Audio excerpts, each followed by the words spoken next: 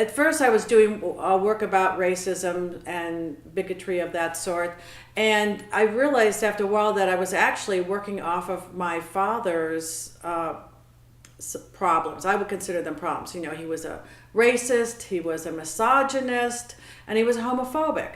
So I've got like three big things to work off of there, and so I'm sort of doing reparations for his things that he did in his life, but I'm also working through these issues that he managed to sort of embed in me little bits of bigotry that I would not act on or don't intellectually believe in, but it's strange how sometimes they come up. And, you know, I think you can see that in some of the things that are happening in America now, that people are starting to realize, well, no, we like to think that we're colorblind, but we're not. Or we like to think that we're PC, but we've got some underlying issues and we really should be talking about those. And those are the really difficult ones to talk about. I think if somebody realizes they have prejudice and they're aware of it, I think that then that will help them move past it.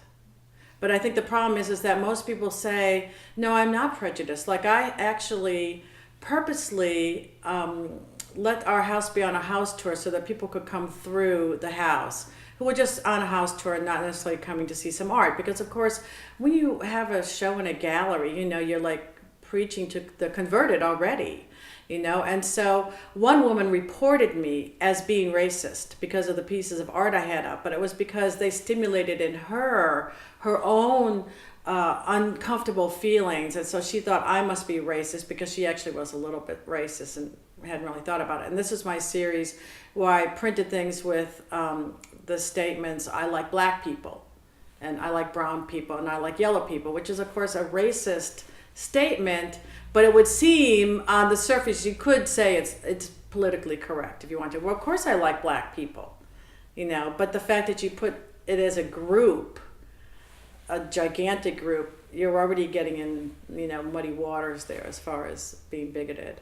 Somebody can look at the art maybe and be attracted to the colors and be attracted to the composition and attracted to, you know, like in this series I did with the apples, this time I purposely thought I'm going to use beautiful women.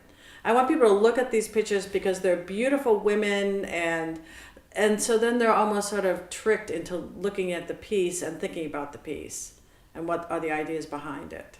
People have asked me, like, why am I doing work about, you know, African Americans or racism, and why am I doing work about gay marriage when I am not gay? But I see all of these issues as being civil rights issues, and I feel like women's rights, gay rights, and you know, all, you know, immigrants' rights, all of these kind of rights, are all going to come up together at the same time. We all help each other. You know, the more equal our society actually becomes. So that's why I'm interested in all of them.